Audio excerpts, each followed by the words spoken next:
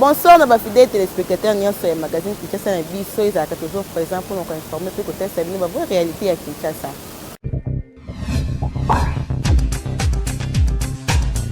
Quatre sauts de moutons ils qui inauguré Mokoloya Lelo jeudi 31 décembre 2020 na mokonzi ya mboka Félix Antoine Tshisekedi Tshilombo. Pour l'anda commenter à Nathan Siata.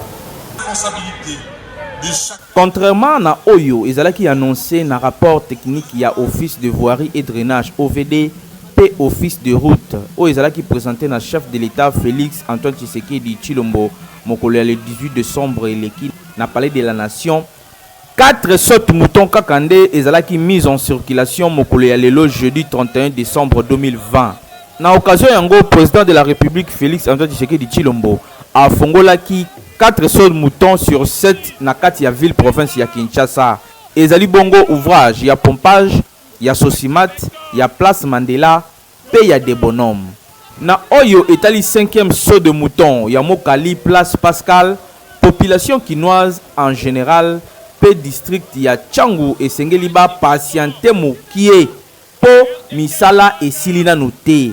5e saut de mouton ya Mokali oyo ezalaki pe annoncé visiblement ezomona loi ya kosila mais ezali ouvrage oyo esengeli ezwa batonnage ya likolo na yango bakoki ko utiliser yango directement bongo te esengeli kosela au moins une semaine avant que ba engin et mata likolo na yango ndenge vice premier ministre ministre ya ba infrastructure pe travaux publics Willing Opos alobaki na média na ba différents chantiers ya saut de mouton oyo esengelaki ezala inauguré comme ça ezali ke ba dernier réglage ezali ko salema na ba différentes entreprises oyo bazali engagé na construction ya ba ouvrage yango.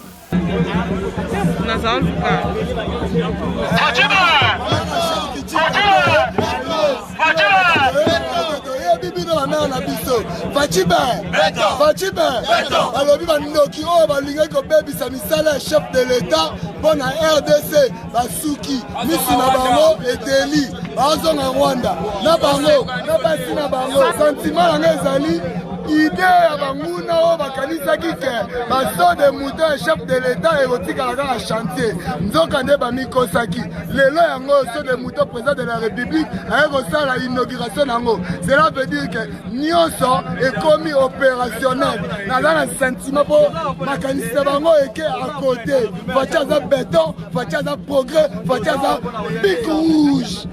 Pour un rappel, construction ya baso de mouton ezali ko faire partie na ba ouvrage ou ezali prévu dans cadre il y a programme d'urgence il y a 100 jours il y a chef de l'État Félix Antoine Tshisekedi Tshilombo oyo ezali lancé dans mois de mars 2019 pour na ko rendre plus fluide circulation routière na capitale ya Kinshasa face na ba embouteillage monstre oyo population congolaise azali ko vivre ba travaux oyo malheureusement ezwaki retard na réalisation na yango et occasionné qui arrestation il y a certains responsables il y a entreprise ya construction oyo basengela ki kosala misala oyo dans l'ensemble et l'équipe malamu pe population congolaise na période oyo ba festivité ba ko circuler qui toko sans embouteillage pour 4 sauts de moutons oyo déjà ifongwami et kosala eloko Kinshasa et l'équipe partout.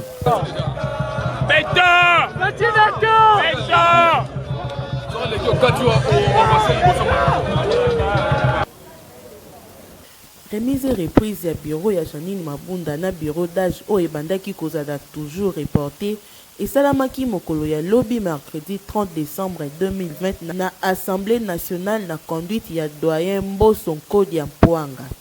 Cérémonie et salamaki na salle ya réunion ya conférence ya ba président. Boniface Balamage oyo azali deuxième vice-président ya bureau oyo euti kolongwa nde a représentaki honorable Janine Mabunda oyo azana libanda ya mboka pona ba réseau ya santé. Kaka na remise et reprise wana équipe ya Mabunda ememaki ba dossier nyonso oyo ezalaki réclamé na bureau d'âge. Pe après remise et reprise na bureau Mabunda nde Christophe Mboso alobaki awa nde bo prouver degré ya maturité politique na bino. Martin Fayulu, président ya parti SID pe coordonnateur ya plateforme Lamuka, asalaki message na nation na cadre ya ba festivité ya nouvelle an pe ya situation politique actuelle na République démocratique du Congo. Bolandaye. Congolaises et Congolais, chers compatriotes, l'année 2020 qui s'achève a été une année douloureuse pour notre pays à cause de la Covid-19 et ses externalités négatives, mais surtout à cause de la persistance des problèmes structurels. Une fois de plus, je présente mes sincères condoléances à tous ceux qui ont perdu des êtres chers, soit du fait de la Covid-19, soit en raison de la misère, la sécurité et les guerres qui sévissent dans notre pays. Je soutiens dans la prière tous ceux qui sont malades et je souhaite un prompt rétablissement à tous ceux qui sont convalescents. Je prie Dieu Tout-Puissant pour que l'année 2021 soit meilleure pour tous. Mes chers compatriotes, face à la théâtralisation de la vie politique observée tout au long de ces 2 dernières années, permettez-moi de rappeler brièvement la mission du service public et l'essence de l'engagement politique. En effet, le service public vise ni plus ni moins la satisfaction de l'intérêt général et l'engagement politique y rattaché doit être conçu comme un sacrifice au nom de l'intérêt supérieur de la nation. Le fondement même de cet engagement, c'est le pacte social noué avec le souverain primaire, auprès duquel on obtient un mandat en bonne et due forme, de manière à améliorer son vécu quotidien et lui donner la chance de rêver dans son propre pays. Cela implique, de la part de l'homme ou de la femme politique engagée, non seulement des aptitudes, du caractère, de la rigueur et de la discipline, mais également l'oubli de soi et un sens élevé du bien commun. Mes chers compatriotes, si je me suis engagé en politique après une carrière professionnelle accomplie, c'est avant tout par patriotisme et sens du devoir, avec l'idée forte d'apporter ma modeste contribution au développement de mon pays. C'est aussi et surtout parce que j'aime mon pays et mon peuple. Je crois en la méritocratie et je crois en l'expertise pour résoudre le problème multidimensionnel et complexe auquel fait face notre pays. Car, in fine, c'est bien de cela qu'il s'agit. Apporter des solutions concrètes aux problèmes quotidiens de la population congolaise. Mes chers compatriotes, en toute franchise, avez-vous aujourd'hui l'impression que vos conditions de vie s'améliorent? Existe-t-il réellement un pacte social conclu entre vous et ceux qui se sont imposés comme dirigeants? Est-ce que vous pouvez véritablement regarder vos enfants dans les yeux avec la certitude qu'ils auront accès à plus d'opportunités demain? Est-ce que le système éducatif de votre pays est plus au sérieux par l'État? Au vu de massacres qui se multiplient particulièrement dans la partie est de notre pays, vous sentez-vous réellement en sécurité dans votre propre pays? En cette fin d'année, chacun de vous, chers compatriotes, doit pouvoir se poser ces questions, loin des considérations et passions partisanes, mais dans un esprit patriotique. La question fondamentale étant celle de savoir, 60 ans après son indépendance, où va notre pays? Mes chers compatriotes, le développement ne se nourrit pas de slogans. La croissance économique ne s'appuie pas sur des promesses. Le taux du franc congolais sur le marché d'échange ne s'ajuste pas en fonction des déclarations de bonnes intentions. L'effectivité de la gratuité de l'enseignement ne se décrète pas. Elle se planifie et elle se vit.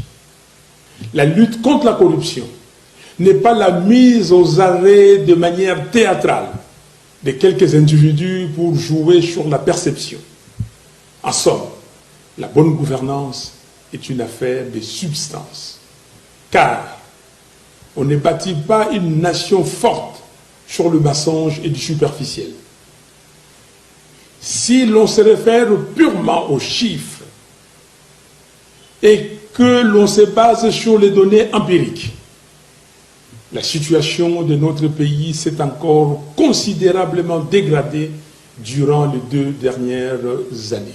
Le gouverneur de province Nyonso Oyo participaki na 7e conférence des gouverneurs pendant 2 jours na Kinshasa. Basadere na Union Sacrée Oyo mokonzi ya mboka Félix Antoine Tshisekedi Tshilombo asali pe bandimi ko soutenir vision na ye sauf Zoé Kabila Bolanda. Déclaration de gouverneur de province. Nous, caucus de gouverneurs de province ayant adhéré à l'Union Sacrée de la Nation, initié par son Excellence Félix Antoine Tshisekedi Tshilombo, président de la République, chef de l'État et garant de la Nation. Venons par la présente confirmer notre adhésion à la vision et lui apportons notre soutien total et indéfectible. Quant à la mise en œuvre de son plan de développement intégral de notre pays, ont signé cette déclaration le gouverneur Mukumadi du Sankourou, le gouverneur Moussafiri, le gouverneur Senga Valentin, le gouverneur Petit Petit, le gouverneur Théo Nabidje, le gouverneur Crispin Moboudou, le gouverneur Sylvain Lubamba, le gouverneur Batusuela Mouyamba, le gouverneur Paul Mputu, le gouverneur Jean-Claude Mabenza, le gouverneur Isato, le gouverneur Jacques Kabiouya, le gouverneur Denis Ngandunkoyi, le gouverneur Piemé, le gouverneur Jean Maweja, le gouverneur Boloko, le gouverneur Ngobila Gentini, le gouverneur Willy, gouverneur Carly Nzanzi, gouverneur Pancras Bongo, le gouverneur Richard Mouyage, le gouverneur Atou Matoubouana, le gouverneur Crispin Baswe, le gouverneur Jean Bamanissa. Je vous remercie.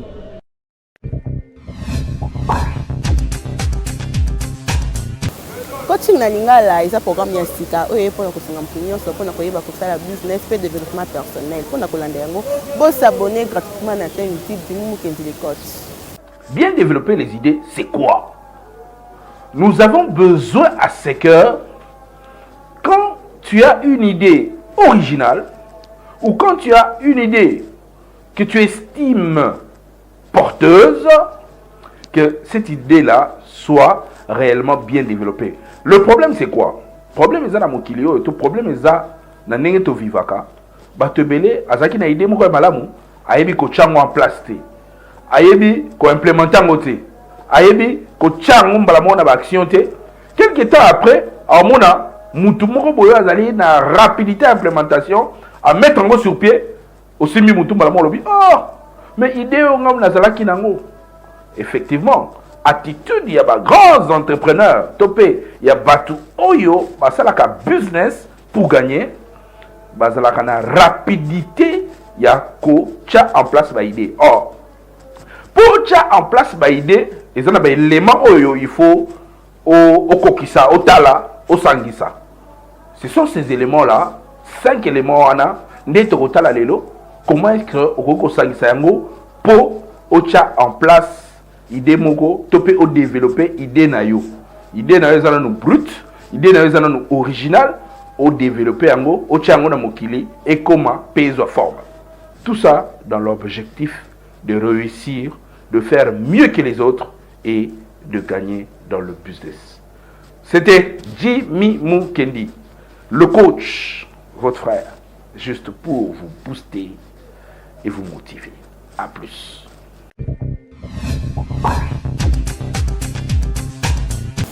Beltesco a été dans le marché 3 produits à qualité supérieure. Flocon, café, natenoti.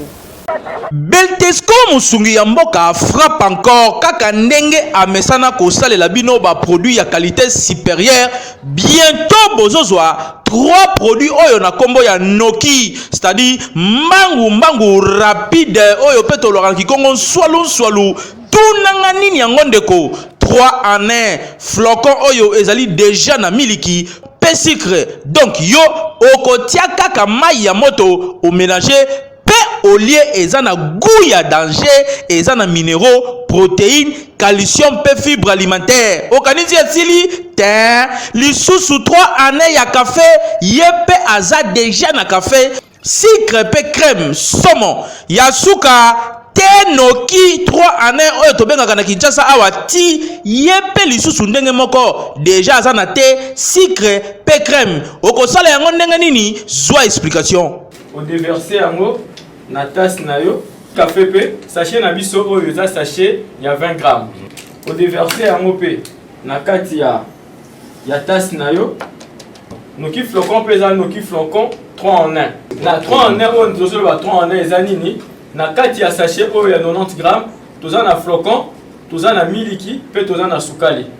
Donc yo musala na yo kosala juste ya kotanga notice na yo eza na kati wana balobi ke il faut qu'on mélanger sachet oyo babiloko nyonso eza na kati ya sachet oyo na mai oyo eza kotoka ya 150 ml.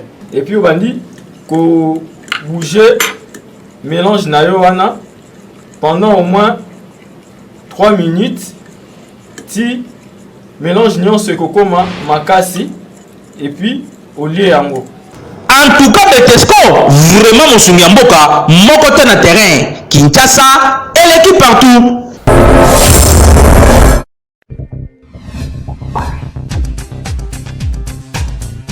tosolaki na bamama mpona koyeba réaction na yo maman ekozala nini soki odécouvrir ke mobali na yo atielaka leki na yo ya mwasi oyo bovandaka na ye na ndako drogue mpo akusaka na ye. Reportage ya Peggy Ilunga.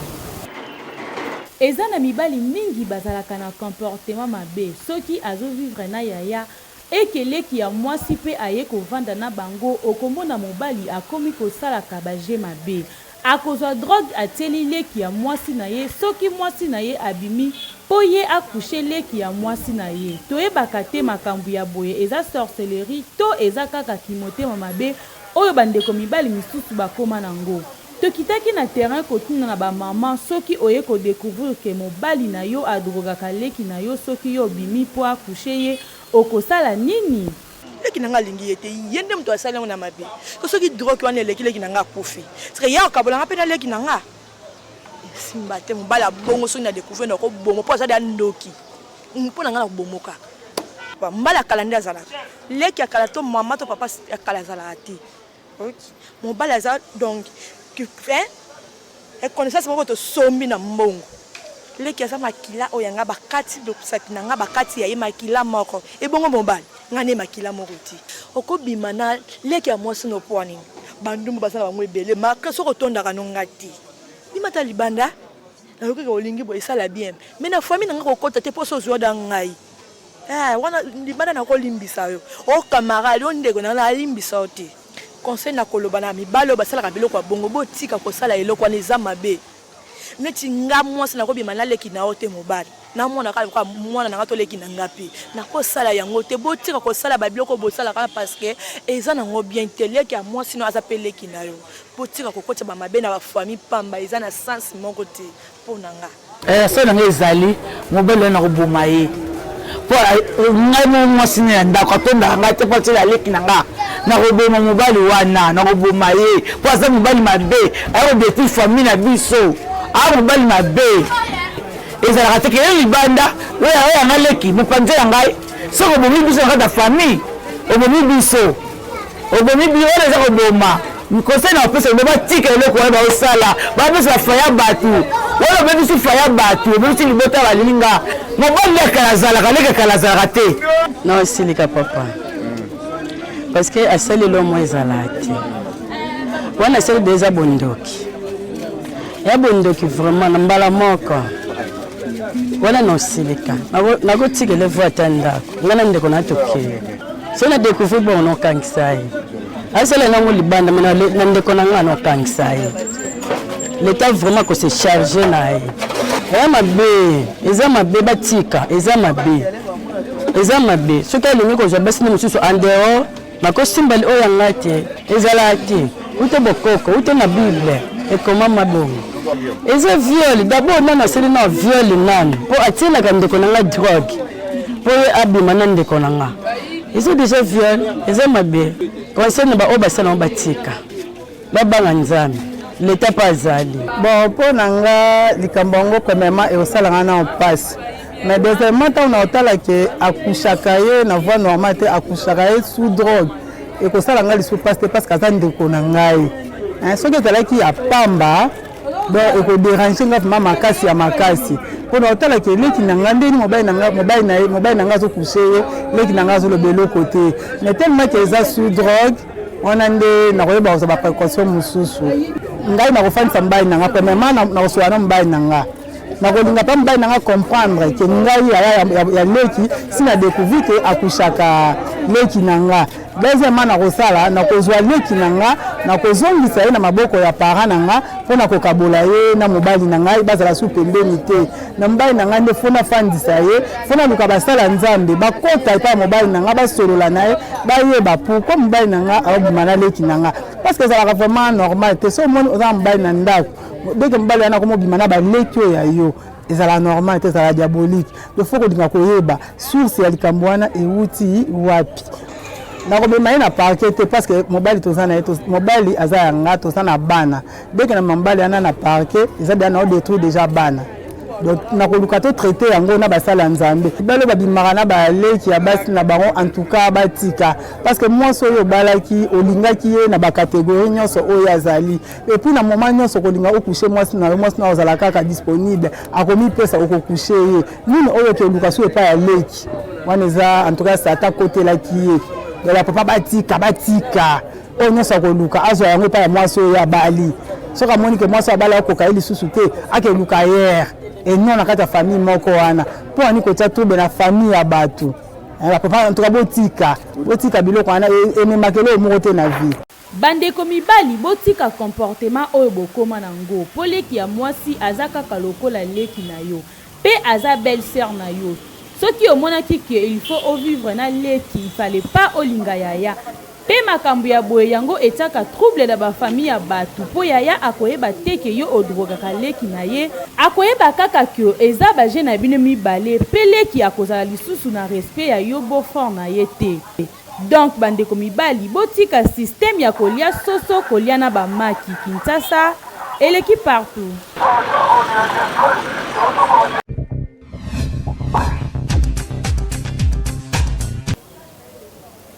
Magazine KNB a pris opportunité na ba fidèles téléspectateurs na nyonso ba présenter ba vœux na bango na cadre ba fête ya fin de l'année bolanda bango.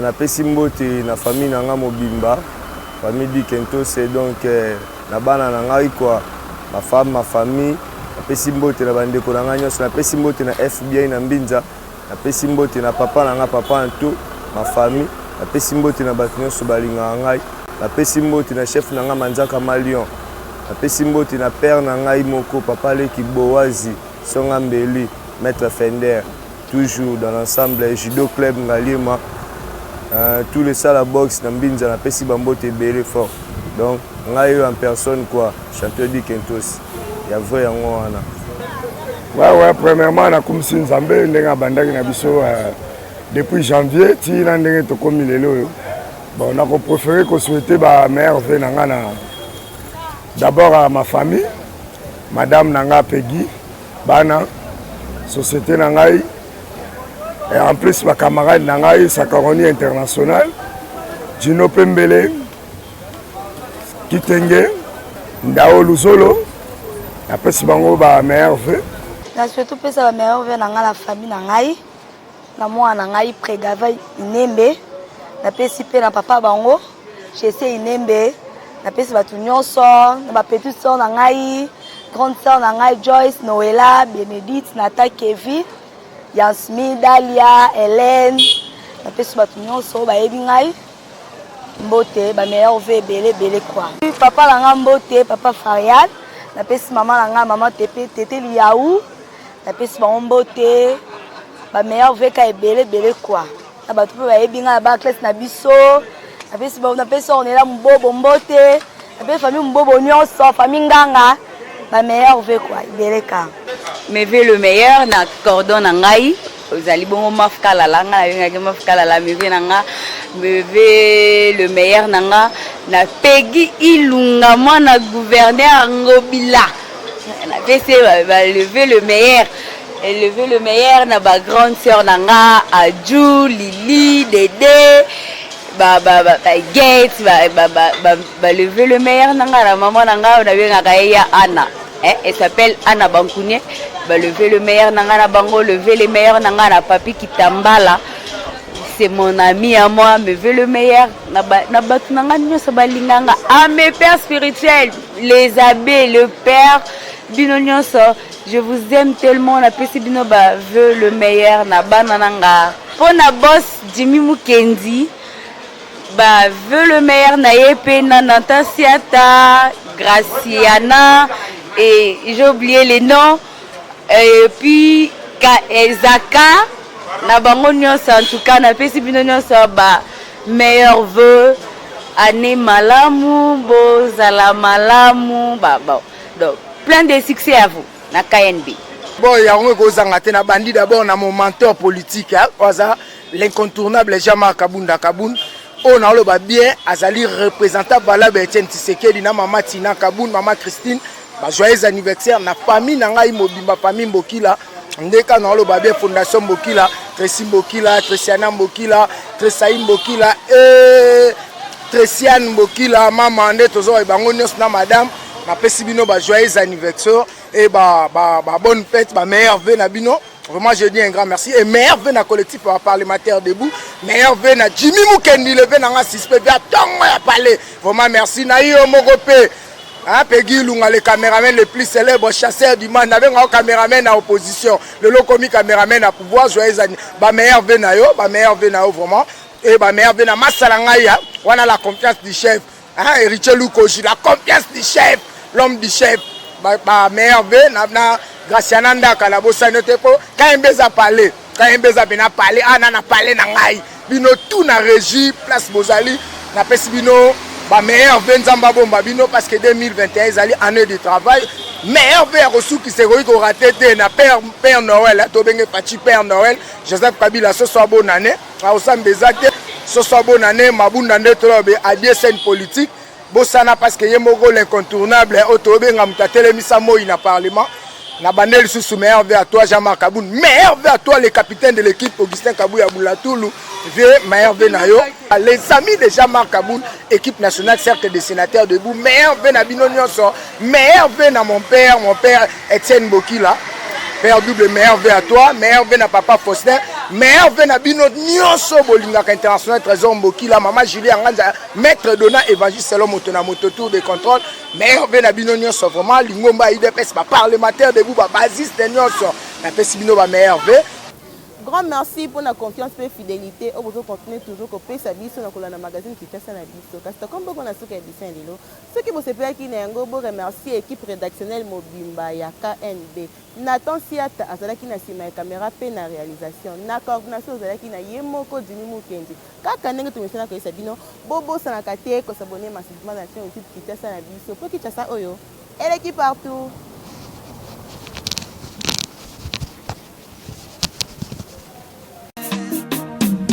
Magazino, magazine,